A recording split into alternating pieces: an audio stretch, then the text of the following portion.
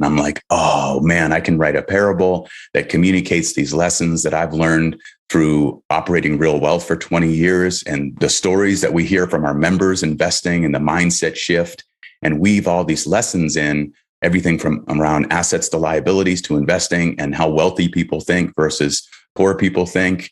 So that's what I did. I wove it into a story. And then that's what a wise investor is all about. Welcome to the Rental Property Owner and Real Estate Investor Podcast, brought to you by the Rental Property Owner Association, providing benefits and services to real estate investors and rental property owners for over 48 years. With your host, Brian Hamrick from Hamrick Investment Group. This episode is sponsored by Green Property Management, managing everything from single-family homes to apartment complexes in the West Michigan area. Find out more at greenpropertymgt.com. And RCB & Associates, helping real estate investors and small business owners navigate the complex world of health insurance and Medicare benefits at rcbassociatesllc.com. Hello and welcome to episode 350. 20 years ago, Rich Fettke learned that he had cancer and that he only had 6 months left to live. Since then, he's gone on to create a company with his wife, Kathy Fettke, called RealWealth, which is a real estate investment group that helps its 60,000 members improve their financial intelligence, secure passive income, and obtain financial freedom. He's also competed in the ESPN X-Games, holds a record in bungee jumping, and has achieved his own financial freedom. Now he's released a new book under the Rich Dad Advisors Press with a foreword from Robert Kiyosaki himself. The book is called The Wise Investor, a modern parable about creating financial freedom and living your best life. Rich, welcome to the show. Thank you. Good to be here. I started the introduction with this diagnosis from your doctors that you had 6 months to live, and that was over 20 years ago. How did you manage to get past that point to where you are today, where you've accomplished so many things, and kind of bring us up to speed on where you are today? I'm obviously here and healthy. It was a misdiagnosis. I did have melanoma. I was at the top of my game as far as I was a business coach. I had a thriving coaching practice. I had just signed a book deal with Simon & Schuster. I was giving keynote speeches all over the country. It's like I was just really, like I said, on my game and feeling great. I was 37 years old and I got melanoma, which is an advanced form of skin cancer. And after the surgeries to remove it, the doctor asked me to get a scan to make sure it hadn't spread. And they saw 4 masses on my liver. So I had to do another scan and another scan over, different, like from an ultrasound to an MRI to a CT scan. And they basically saw the same thing. And I ended up meeting with an oncologist and he said, it looks like this has spread to your liver. You probably have about 6 months to live. And it just rocked my world. It rocked Kathy's world. She was a stay-at-home mom at the time. We had 2 daughters, 10 years old and 3 years old.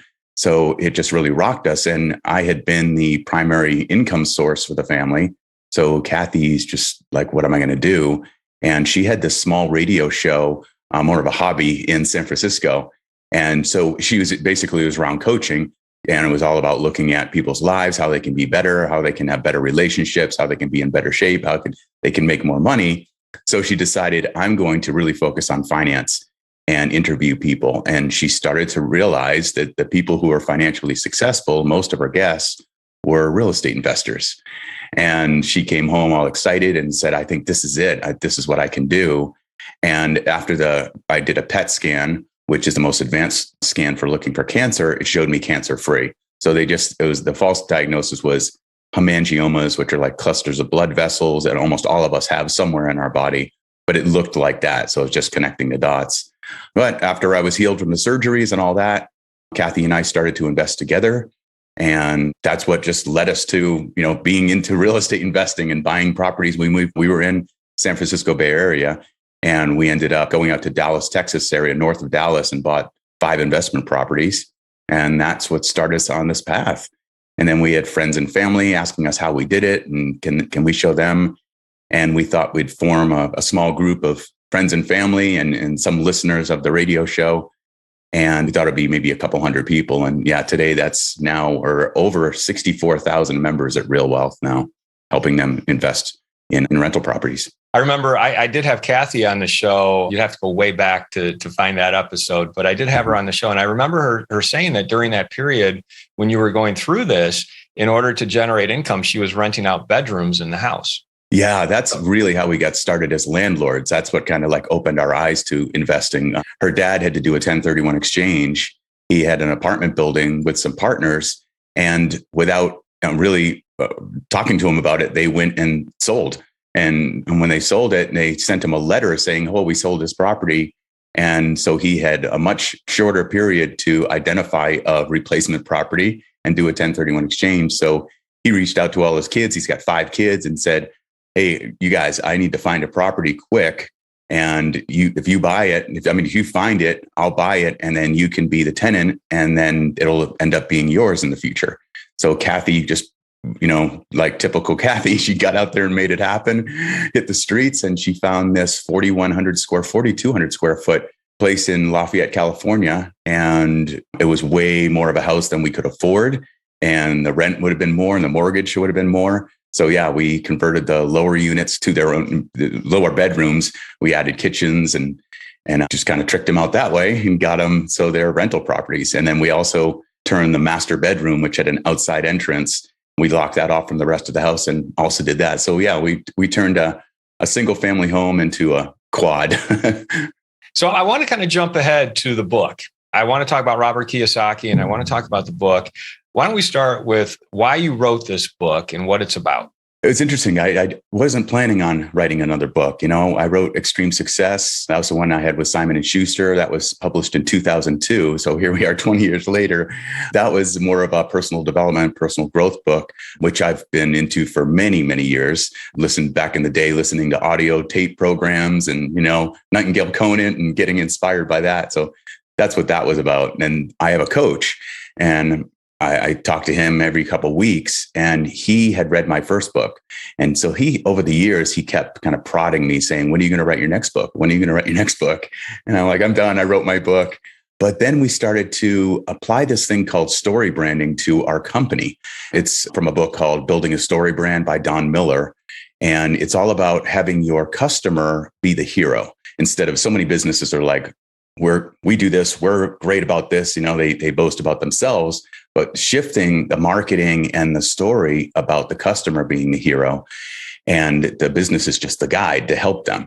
And so I got into this whole thing around the hero's journey and Joseph Campbell, who created that, and the whole aspect of storytelling. And I just really got into it. And then my coach asked me again, "When are you going to write your next book?" or something like that. And I said, I got this idea. If I was going to write a book, I'd want to write a story. And I love parables. I've been inspired by so many parables, from The Alchemist to Rich Dad Poor Dad's kind of a parable, right? And it's kind of a true parable, but it's lessons learned in a story. And so once that seed was planted, then I just got obsessed with it. And I'm like, oh man, I can write a parable that communicates these lessons that I've learned through operating RealWealth for 20 years, and the stories that we hear from our members investing, and the mindset shift, and weave all these lessons in, everything from around assets to liabilities to investing, and how wealthy people think versus poor people think. So that's what I did. I wove it into a story. And then that's what a wise investor is all about.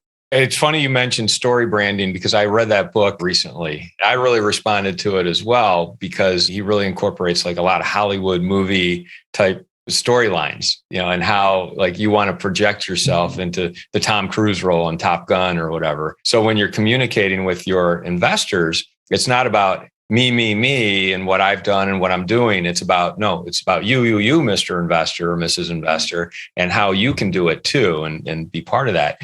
Give me an example of how that's kind of changed your approach in talking. You have 62,000 or 65,000 members, 64,000 of RealWealth. How has that changed your approach in communicating with your RealWealth group?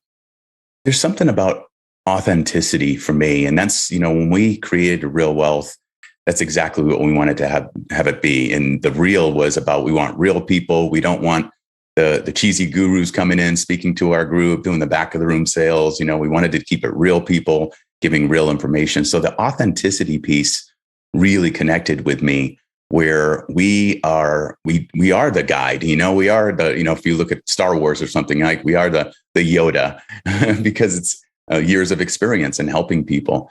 So it's in our marketing and just in our whole approach, and even like our website, when you come to the homepage, it's about the member, and it shifts. That's what we've been about. But it's so easy in marketing to get sucked into the trap of, this is why we're great. It's a dangerous trap. It's hard to escape that.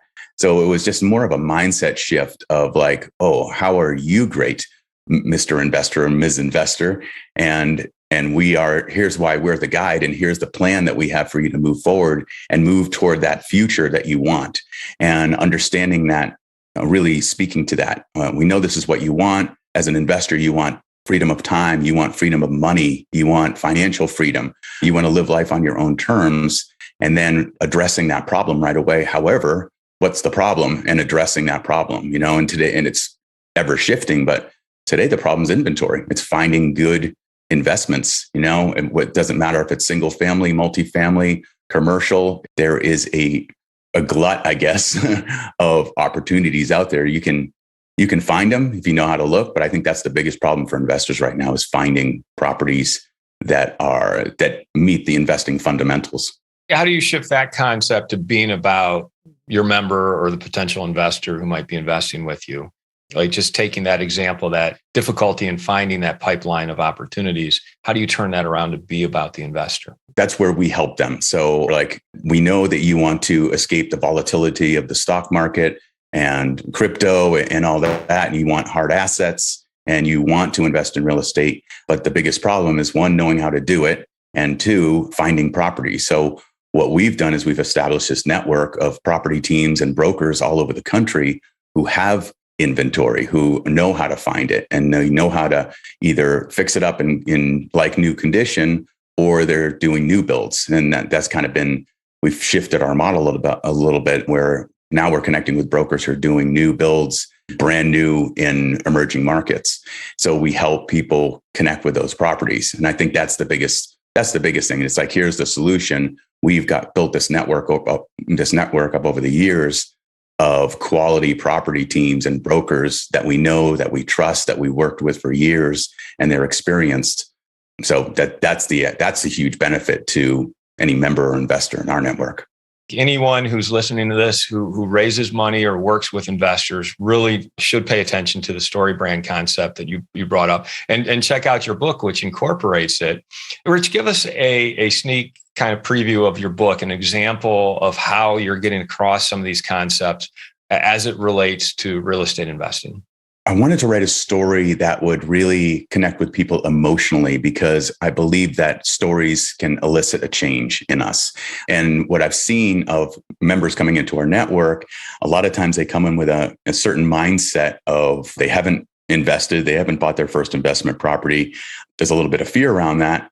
Or there's people in our network who've bought, 50 properties and they've created financial freedom.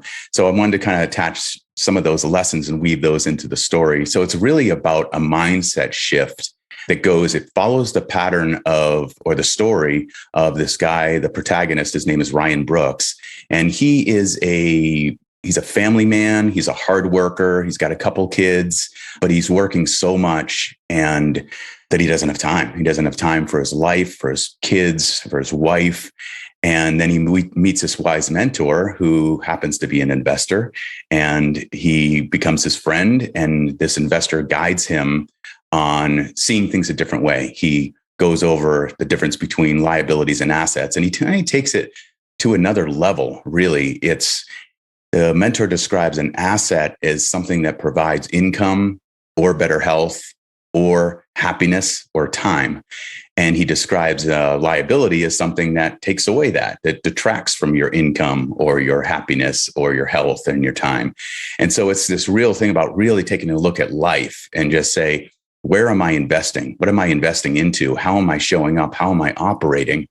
And so it covers this period of time over 5 years of this relationship and what happens with Ryan Brooks, the protagonist, who is kind of I guess is what they call a Henry now, the high earner, not rich yet people, so he's making a solid six figures. He's maxing out his 401k, but at the same time, he's not investing his money. His money's going into everything except that something that's going to create financial freedom for him. So there's a lot of lessons around that. So there's something in here in the book and in the story where I'm wanting to connect with people who are seeing things a certain way. They're only maybe locked into just investing in the stock market, because that's kind of almost how we're programmed as Americans. It's like when you mention investing to someone, and the first thing they think is stocks or index funds or mutual funds. And so it's kind of like showing the other side, kind of behind the scenes of how real estate investing really works and how it can create financial freedom for people.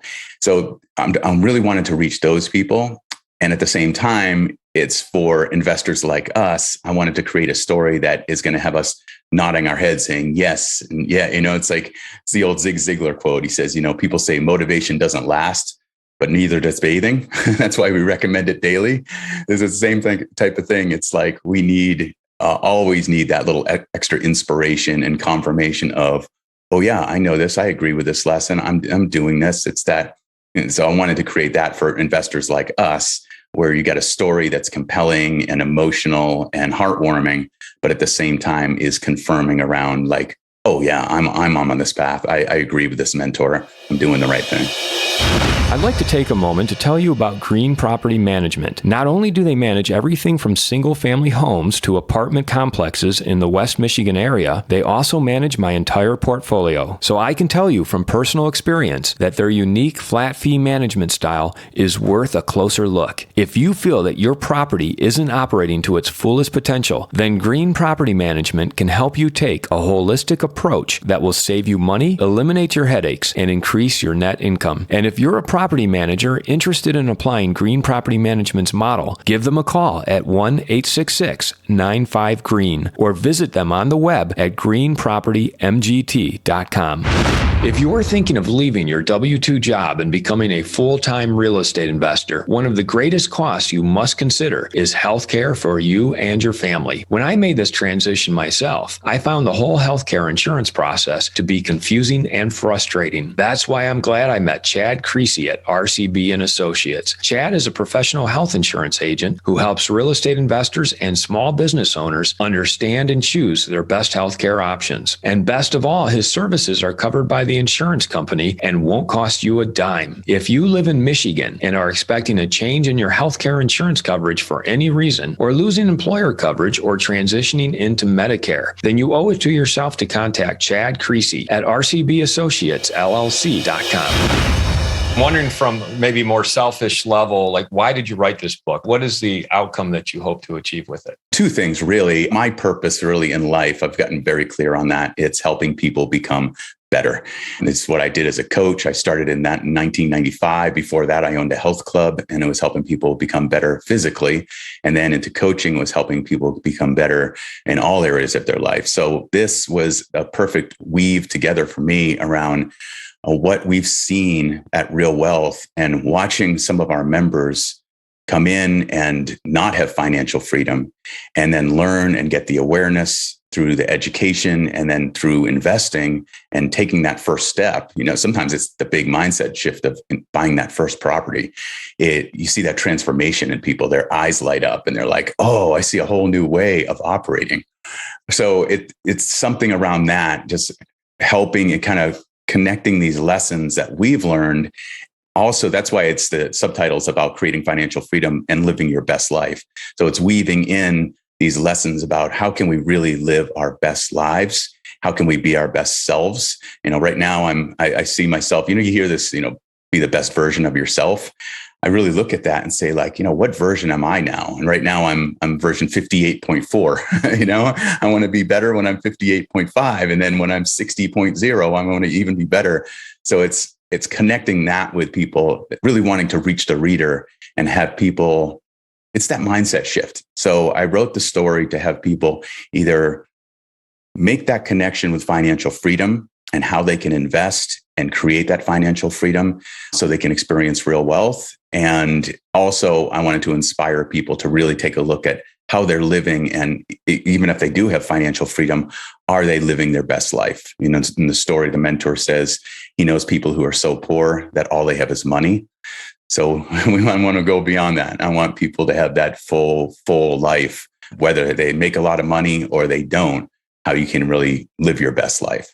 So that was part of it. And then the other part was around connecting with investors, really, you know, people reading the book and seeing a new way to do things and a new way to invest. And obviously coming over to, I'm always looking for new, good people to join our network.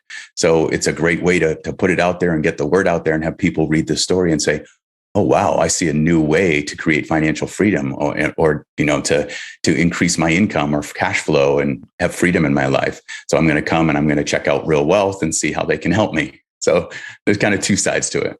Robert Kiyosaki, where does he fit into this? Because he wrote the foreword, you're under his imprint. Tell us about that relationship and how you came to establish that. Way back in the day, I used to take Kathy's radio show and I had this iPod, which Kathy said, you know, why do you need that? And I'm like, it's 1,000 songs in my pocket.